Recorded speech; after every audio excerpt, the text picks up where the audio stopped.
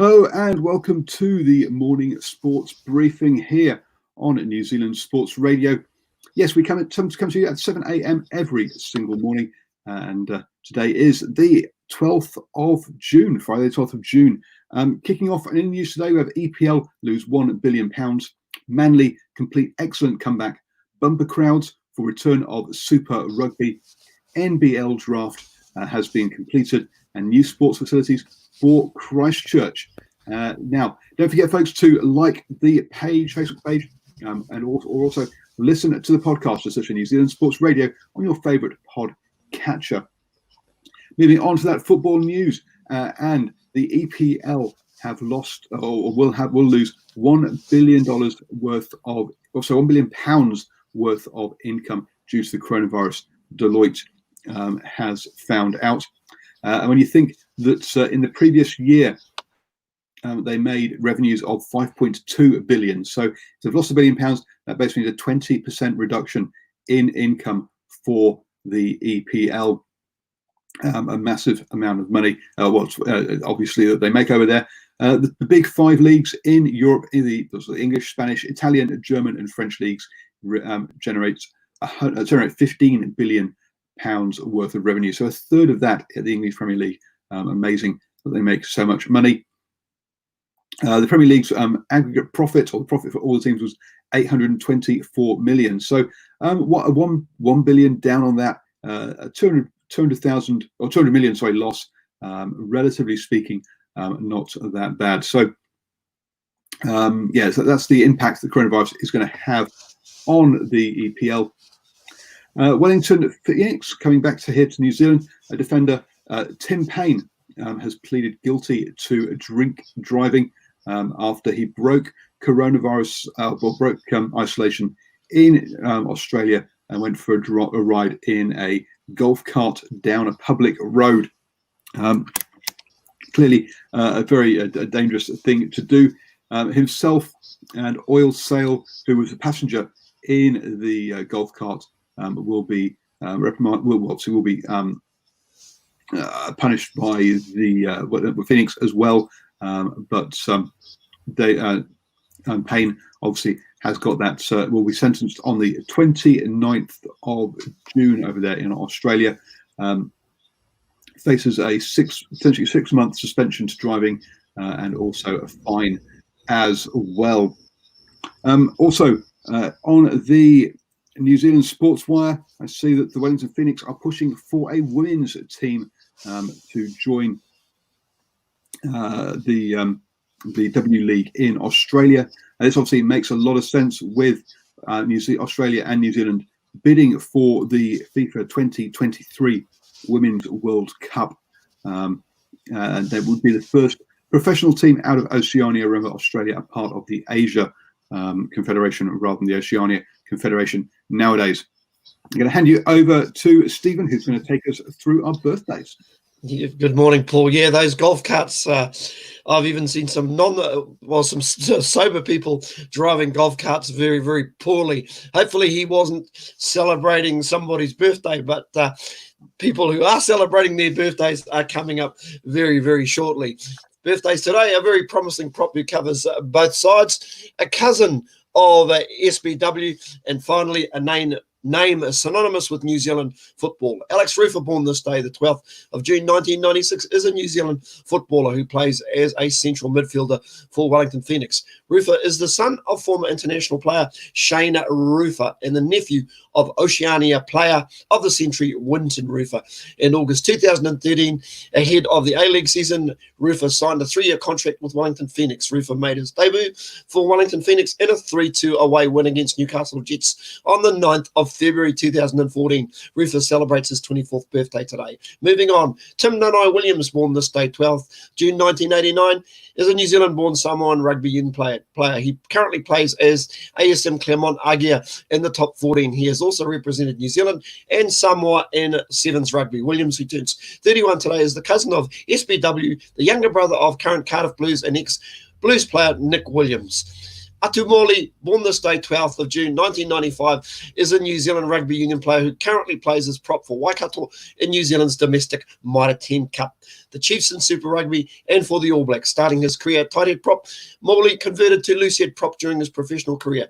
Morley, who turns 25 today, made his debut for New Zealand in 2017, earned a recall in 2019 after a spell of injury, and subsequently made their team for the 2019 Rugby World Cup. Quite an irony that we've actually mentioned two Chiefs props 2 days in a row having their birthdays, Paul, and unfortunately they're both injured. Back to you. I was going to say, yes, not a maybe they were getting early celebrations in for their birthdays and injured themselves prior to the season. Moving on then to rugby news now, and don't forget to join us at 8 p.m. this evening on New Zealand Sports Radio for the Super Rugby Aotearoa Round 1 preview. Now, we've had ticket sales, let's talk about that first, have been booming. It looks like more than 50,000 people will be at Forsyth Bar and Eden Park combined. Eden Park have sold 34,000 tickets so far. And down in Forsyth Bar, it looks like they've sold 16,000 tickets already. So two very good crowds there, heading perhaps not quite at capacity, but still there will be some fantastic atmosphere. So if you're in either of those locations, I thoroughly recommend that you get down and watch those games. The Highlanders and the Chiefs have already announced their squads. And some surprises there over for the Chiefs. Aaron Cruden is on the bench, and the very young Caleb Trask is going to be starting in that number 10 jersey. So excitement there, seeing how he will go. Obviously, with Damon McKenzie back in that 15 jersey, it's an exciting side there. Looking at the Highlanders. And they have gone and picked 3 rookies. So, yes, a very inexperienced team for the Highlanders. I mean, both sides having players who are making their debuts at Super Rugby level. So, cracking one for all those details. As I say, join us at 8 p.m. this evening for on New Zealand Sports Radio, where Shane and I will be previewing the 2 games this weekend. I'm going to hand you back to Stephen, who's going to take us through our, not birthdays, we've done birthdays, it must be news. Full thing. Thanks again. Now, before we get on to last night's game between Manly and the Broncos, we're going to start with a couple of NRL legends and a NRL veteran commentator who's had a crack at some of the sides that are sitting outside the 8, especially in and around their defence this morning. NRL legends Andrew Johns and Brad Fittler have made damning assessment that poor teams are quitting in defence under the new 6-again rule. The new look NRL has seen a string of blowout scores since the new rule was introduced, with the Broncos conceding 93 points in 2 rounds. They give in, simple as that. Turn their toes up, according to Johns. The new 6 to go. If you get a 6 to go and you get upwards of 10 tackles or even more, then on the end of that set, if you can get a repeat set, the momentum you get for the next, say, 5 minutes is far greater than what we have seen in the past. It's always hard for the lesser teams to pull back that momentum, whether it's a big tackle or forcing an error. Now I see when teams do get that momentum, especially the better teams, the lesser teams just turn their toes up and go. And this is too hard. 5 NRL teams in the Broncos, Titans, Bulldogs, Warriors and Dragons have been beaten by 20 points or more since the revamp season restarted and the new 6-again rule in effect. Johns believes the Broncos are the obvious offenders when it comes to giving up in defence once the 6-again penalty is blown.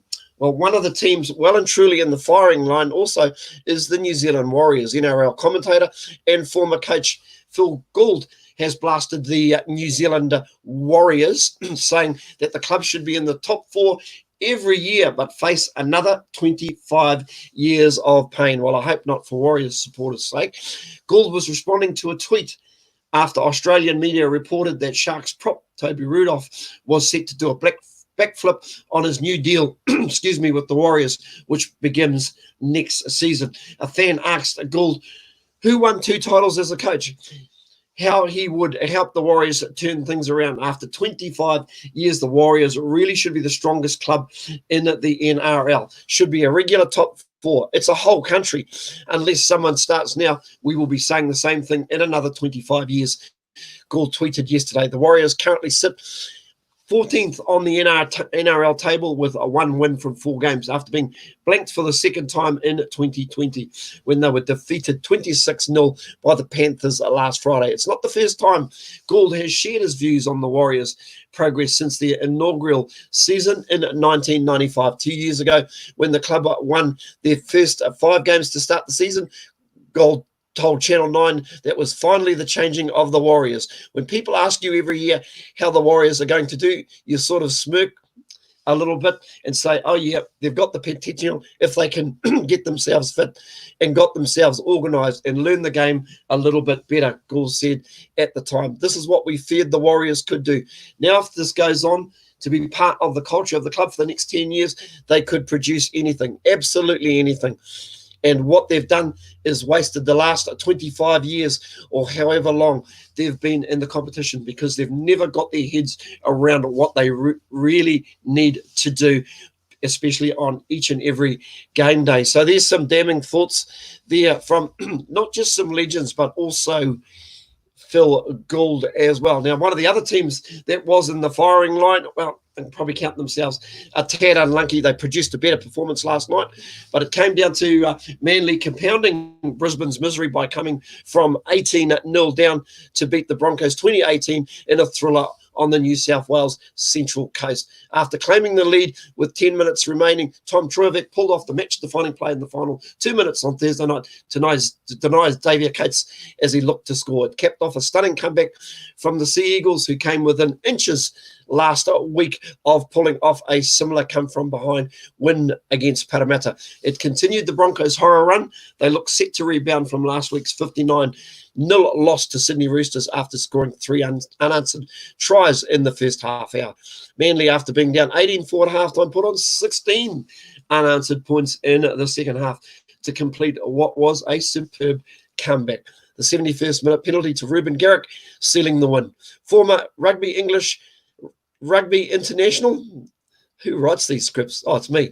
International Ben Teo played limited minutes on his return, running just once for 8 minutes in a short cameo in a second season. Finally, in games this evening, look out for the Warriors, who play the North Queensland Cowboys at Central Coast Stadium. Kickoff is at 8 p.m. Bad news for the Warriors, though. Jason Taumalolo, the best forward in the world, is going to be back, although Hugh might have a different opinion on that. And in the late game, the unbeaten Parramatta Eels take on the Penrith Panthers at Bankwest Stadium, 9:55 p.m. New Zealand time. That Warriors start time again, 8 p.m. New Zealand time. And that's league news for this morning. I'll be back tomorrow. Have a great start to your weekend. Back to you, Paul. Thank you very much, Stephen, for that. Have a great day. And we will, moving on to basketball news now. The Sal's NBL draft happened yesterday, and Jordan Nartia was the number 1 pick. Head over to nznbl.basketball for updates to see who got selected in which round. Unfortunately, one name you will not see on there was Paul Baines. That's right. I was in the draft, but unfortunately, none of the teams decided to take me for the season this year. So my chance at becoming a professional athlete has slipped away one more time. You never know. Maybe, just maybe. Look, Federer's 40, heading into his next year as a tennis player. Time is slipping away for me for my chance. Over in rowing, and another veteran of the sport has decided that he will be competing at the Tokyo Olympics. Mahi Drysdale will be 42 next year at the Olympics when he takes part in the in the singles scull over there. He had been initially had lost motivation to train with the start when the Olympics were first delayed, but he has found his motivation again and says yes, he is definitely up for it now. He sees it as a positive, as he was having to cram in training. At this time now, he obviously has a full year, so he can get his training in properly for that. If he goes on to win, and he is the two-time gold medalist, then he will be the oldest person to win the single sculls. The last time the oldest person so far was Great Britain's Harry Blackstaff back in 1908 at the age of 40. So we wish him all of the best. Over in NASCAR, and they have banned the Confederate flag from all events. The Confederate flag has been associated with NASCAR, which is it has a lot of supporters from the South of America, but the Confederate flag is seen as or has got racial connotations, and so NASCAR has now banned it. Previously, they had been asking fans for a couple of years now to refrain from bringing it, but that had little effect.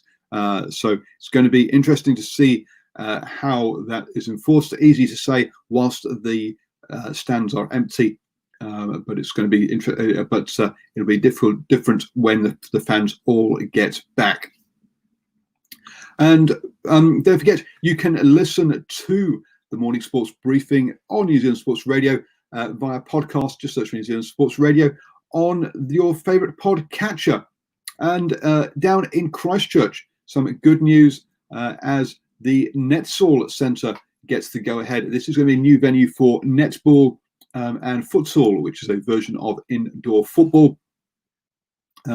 This new $20 million indoor facility could be up and running by the beginning of 2022. They've a 33-year lease has been provided for, been agreed for this by the council, and it'll be at the Ngā Puna Wai Sports Hub, and hopefully I've pronounced that correctly, folks. And this will end netball's 100-year association with Hagley Park. Obviously, there has been some local opposition to this because of the roads around it, but apparently the council is looking at adding a second entrance to the venue to reduce the load on the road that's there now. Moving on, that means you've started the day the best way, up to date with all of the important sports news. Have a fantastic day, everybody. Don't forget to join us tonight at 8 p.m. for the Super Rugby Aotearoa Round 1 preview here on New Zealand Sports Radio at 8 p.m. this evening. And have a fantastic day, everybody.